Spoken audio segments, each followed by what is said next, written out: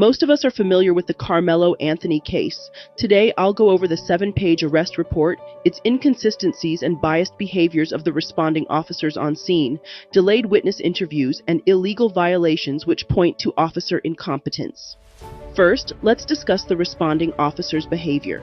According to page 1 of the report, Officer Eduardo Cortez is first on the scene and notes that an adult male pointed out the suspect. The officer notes there was a chain-link fence separating him from the suspect, and he gave instructions for the suspect to keep his hands in the air. The officer fails to note what is clearly indicated, and that is in order for the officer to give the command for Karmelo to keep his hands in the air. Karmelo voluntarily had his hands in the air prior to being instructed to keep his hands in the air. This means Karmelo was demonstrating complete and immediate compliance. This is a key marker of non-aggression and submission under legal standards. Karmelo posed no immediate threat and demonstrated cooperation. Karmelo also told the officer, "I was protecting myself." Why is Karmelo's physical reaction and verbal response important? Under Tennessee v. Garner and Graham v. Connor, law enforcement's arrest decisions must account for whether the suspect poses an immediate threat and is resisting. Karmelo's compliance removes both justifications for immediate arrest without a thorough investigation. Page 2 of the arrest report indicates Karmelo Anthony stated to Officer Eduardo Cortez, "I was protecting myself." And again on page 2, Karmelo asked the following question to Officer Eduardo Cortez, asking if what happened can be considered self-defense. Once the claim of self-defense was made, a lawful and unbiased investigation should have immediately triggered procedural safeguards and investigative steps to assess the validity of his self-defense claim under Texas law and the U.S. Constitution. The failure to do so amounts to negligence, bias, and a violation of due process. It should be noted that the arresting officers Eduardo Cortez and Allison Ricci failed to mention Karmelo's emotional state. However, on page 3 of the arrest report, Officer Will Otis verifies Karmelo was crying hysterically. Why is this important? The emotional state of Karmelo Anthony, specifically the fact that he was crying hysterically after the incident, is a critical piece of exculpatory evidence, particularly in a self-defense case. The failure of Officers Eduardo Cortez and Allison Ricci to document this, while Officer Will Otis does confirm it on page 3, demonstrates bias, suppression of relevant facts, and a failure to investigate fully and objectively. Here's why this omission and Karmelo's emotional state itself is so important. Evidence of fear and trauma, central to self-defense justification. Under Texas Penal Code 931 and 932, a person is justified in using force, even deadly force, if they reasonably believed it was immediately necessary to protect themselves from harm or death. Karmelo crying hysterically is a clear indicator of emotional trauma and fear, supportive of the claim that he felt threatened, overwhelmed, and reacted out of instinctive survival, not malicious intent. 2. Demonstrates lack of premeditation or malice. Individuals who act in anger, vengeance, or criminal intent often display aggression, arrogance, or silence post-incident. Someone crying hysterically is showing shock, remorse, and psychological disturbance, inconsistent with someone who committed a deliberate or unprovoked attack. This undermines any theory of intent to kill and supports involuntary, reactionary conduct under pressure, hallmarks of a justified self-defense claim. Why the omission by arresting officers is troubling. 3. Suppression or exclusion of exculpatory evidence. Officers Cortez and Ricci completely omitted mention of Karmelo's emotional state, despite being the arresting officers. Officer Otis, however, independently confirmed that Karmelo was crying hysterically, a detail that is crucial for understanding the mental and emotional context. This selective reporting suggests bias or a deliberate attempt to frame Karmelo's behavior in a more incriminating light, a Brady violation if the emotional state is omitted from prosecution disclosures. Failure to include this evidence deprives the court, jury, and defense of crucial facts that may exonerate the accused. Legal and psychological relevance of hysterical crying. 4. Signs of psychological distress consistent with PTSD or trauma. In juvenile cases especially, crying hysterically post-incident indicates mental overload or fight-or-flight response aftermath, potential post-traumatic stress, especially if the person believed their life was in danger. This is vital in determining mental state, affirming the reasonableness of perceived danger, a requirement in self-defense. Moreover, page 2 of the police report indicates Karmelo asked Officer Eduardo Cortez, "Is he going to be okay?" Why this question matters: is he going to be okay? 1. Evidence of concern, not malice. Karmelo's immediate reaction, asking whether the alleged victim is okay, undercuts any narrative of malicious intent or premeditation. It shows he did not intend to seriously injure or kill. He was not emotionally detached or indifferent after the incident. He displayed remorse or empathy, which is rare in someone acting out of aggression or vengeance. This supports a narrative of self-defense under emotional distress, not a criminal state of mind. 2. Supports a lack of criminal intent. In Texas, most serious charges, aggravated assault, murder, require proof that the defendant acted intentionally, knowingly, or recklessly to cause serious harm. Karmelo's question reflects a lack of such intent. It suggests a reactionary event where his goal was protection, not harm. It rebuts the prosecution's claim of deliberate aggression or knowing infliction of injury. Karmelo was attacked or provoked, responded instinctively to survive, and afterward showed signs of distress and compassion, not coldness or hostility. Key point: you don't ask, "Is he okay?" if you meant to kill or harm someone. That question reflects an impulsive act in the face of perceived danger, followed by emotional human concern, not criminal planning. 3. Psychological context, trauma response. In trauma and self-defense situations, especially involving youth, the brain may react first and process later. Asking, "Is he okay?" is a post-incident emotional reaction that aligns with shock, empathy, and a desire to avoid harm, not cause it. This can be used by defense counsel to humanize Karmelo and demonstrate he is a young, emotionally overwhelmed individual, not a violent criminal. 4. Corroborates self-defense theory, combined with Karmelo crying hysterically, raising his hands in submission, asking about the other person's well-being. This further builds a coherent and credible self-defense narrative.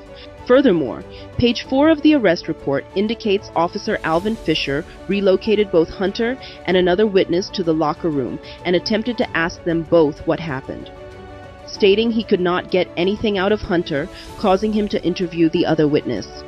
Officer Fisher does not provide, and it does not appear that he separated Hunter, the brother of the victim, prior to interviewing the witness.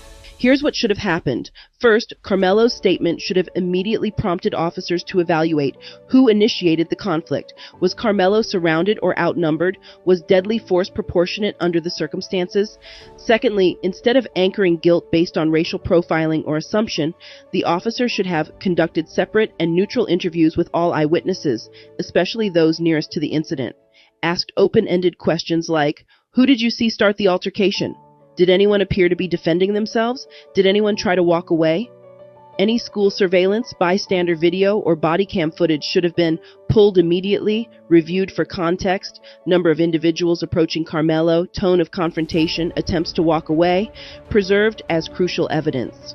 Negligence to retrieve or review this footage constitutes a Brady violation if the footage shows justification for self-defense and is withheld. Additionally, upon hearing a self-defense claim, especially from a compliant, unarmed juvenile, officers are expected to delay formal charging until a full investigation is complete. Supervisors and district attorneys should be involved in evaluating witness inconsistencies, video evidence, and the credibility of the self-defense claim.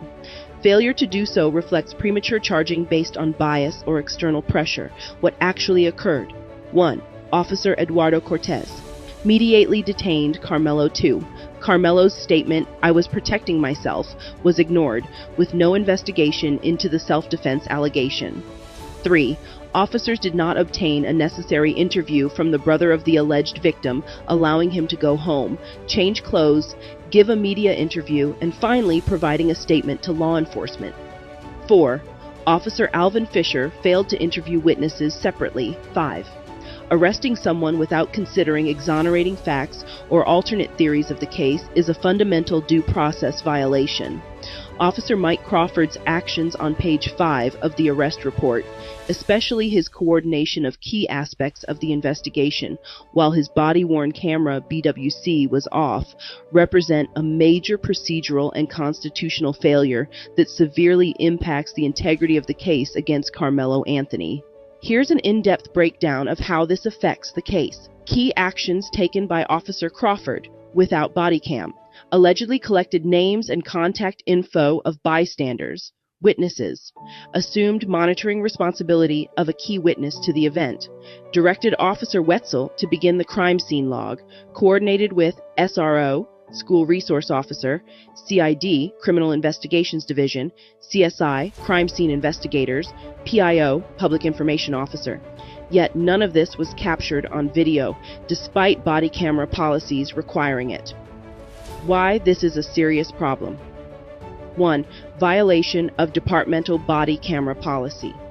Most Texas police departments follow strict policies requiring body-worn cameras to be activated immediately upon arrival to a scene and during any investigative, evidentiary, or enforcement action, including witness interaction, crime scene management, coordinating investigative units, and especially while monitoring a witness. Officer Crawford's failure to activate his BWC violates those policies and raises questions about the credibility and completeness of what he claims to have observed or directed. 2. Creates a gap in the chain of custody and scene integrity. If he was collecting names of witnesses or evidence custodians, that information should be documented and preserved on video to verify accuracy, is now subject to dispute or manipulation, may be challenged as incomplete, biased, or fabricated. Any claim about witness demeanor, statements, or positioning that isn't captured on video can be seen as unverifiable and potentially inadmissible. 3. Obstruction of exculpatory evidence.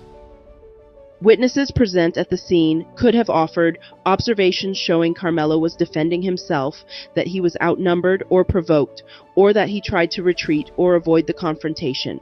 Without video, there's no proof these witnesses were even approached, no way to verify if exculpatory statements were made, ignored, or suppressed. This directly implicates Brady v. Maryland, 373 U.S. 83, which requires law enforcement to preserve and disclose all favorable evidence to the defense. 4. Undermines the chain of command and scene protocol. Officer Crawford assumed supervisory command of the scene without video oversight. He delegated critical roles, such as witness monitoring and crime scene logging, off camera. From a defense perspective, this opens the door to argue. The entire scene was contaminated, the investigation was coordinated with bias, and key moments were undocumented, possibly to shape the narrative against Karmelo. 5. Weakens prosecution's case and strengthens defense strategy. In trial, a defense attorney can argue, Officer Crawford's unrecorded actions introduce reasonable doubt that failure to document suggests misconduct or selective reporting, and that such actions violated Karmelo's right to a fair and transparent investigation. This could support a motion to suppress witness testimony gathered by Crawford, a motion for evidentiary sanctions, vital mistakes, delayed witness interviews. The report notes that witnesses were interviewed hours after the incident and some were interviewed days later. No way to verify if exculpatory statements were made, ignored, or suppressed. This directly implicates Brady v. Maryland, 373 U.S. 83, which requires law enforcement to preserve and disclose all favorable evidence to the defense. 4. Undermines the chain of command and scene protocol. Officer Crawford assumed supervisory command of the scene without video oversight. He delegated critical roles such as witness monitoring and crime scene logging off camera. From a defense perspective, this opens the door to argue. The entire scene was contaminated, the investigation was coordinated with bias, and key moments were undocumented, possibly to shape the narrative against Karmelo. 5. Weakens prosecution's case and strengthens defense strategy. In trial, a defense attorney can argue, Officer Crawford's unrecorded actions introduce reasonable doubt that failure to document suggests misconduct or selective reporting, and that such actions violated Karmelo's right to a fair and transparent investigation. This could support a motion to suppress witness testimony gathered by Crawford, a motion for evidentiary sanctions, a request for jury instruction that the jury may view the missing video as unfavorable to the prosecution, spoliation inference. Integrity. If he was collecting names of witnesses or evidence custodians, that information should be documented and preserved on video to verify accuracy, is now subject to dispute or manipulation, may be challenged as incomplete, biased, or fabricated. Any claim about witness demeanor, statements, or positioning that isn't captured on video can be seen as unverifiable and potentially inadmissible. 3. Obstruction of exculpatory evidence. Witnesses present at the scene could have offered observations showing Karmelo was defending himself, that he was outnumbered or provoked. Without video, there's no proof these witnesses were even approached. Most importantly, the consequences of delayed witness interviews in this case is vital. 1. Delayed witness interviews. The report notes that witnesses were interviewed hours after the incident and some were interviewed days later. Memory degradation. Human memory is fragile and time-sensitive. With each passing day, witnesses forget crucial details. Merge facts with outside influences, media, peer conversations. Fill in gaps with assumptions. Impact. The reliability and credibility of witness statements diminish over time, which opens them to impeachment in court. 2. Contamination of testimony. Witnesses may be exposed to media narratives, peer pressure, or law enforcement framing. This can lead to coerced or shaped statements, adoption of facts they did not originally observe, confirmation bias. They say what they think investigators want to hear. What is missing from the arrest report? Statements regarding the deceased's behavior. No record of anyone being asked, did the deceased provoke or threaten Karmelo? Was Karmelo trying to get away? How many people were surrounding him? This directly undermines any fair evaluation of a self-defense claim, where the aggressor's actions are crucial to establishing justification. Video surveillance review. There is no reference to school or nearby surveillance footage, which does exist. The surveillance shows that Karmelo was approached, threatened, or outnumbered. That is exculpatory, evidence that tends to show a person is not guilty of a crime. Despite this, officers Eduardo Cortez and Allison Ricci failed to document his condition or even consider his legal right to use force in self-defense under Texas Penal Code 931932. No evidence was presented showing he initiated the confrontation. No documented effort was made to evaluate the actions of the alleged victim or other parties involved. Most damning when Karmelo asked, "Is he okay?" This expression of concern, uttered moments after a life-altering incident, was ignored in favor of a rush to criminalize him. Witness interviews were delayed and not separated, allowing for memory contamination and potential coercion. Meanwhile, Officer Mike Crawford coordinated the entire scene, collected witness names, and directed multiple law enforcement divisions with his body-worn camera. Summarily, the arrest and investigation of Karmelo Anthony is marked by a series of constitutional violations, procedural failures, and evident investigative bias that collectively undermine the legitimacy of the charges brought against him. From the outset, law enforcement abandoned the duty to seek objective truth and instead constructed a narrative of guilt around a traumatized teenager who, by all indications, acted in self-defense. Karmelo was fully compliant at the time of his arrest, his hands already raised in surrender. He was crying hysterically, a critical sign of trauma and fear that only one officer, Will Oatis, bothered to acknowledge. This emotional state directly supports his statement, "I was protecting myself." Despite this, officers Eduardo Cortez and Allison Ricci failed to document his condition or even consider his legal right to use force in self-defense under Texas Penal Code 931932. No evidence was presented showing he initiated the confrontation. No documented effort was made to evaluate the actions of the alleged victim or other parties involved. Most damning when Karmelo asked, "Is he okay?" This expression of concern, uttered moments after a life-altering incident, was ignored in favor of a rush to criminalize him. Witness interviews were delayed and not separated, allowing for memory contamination and potential coercion.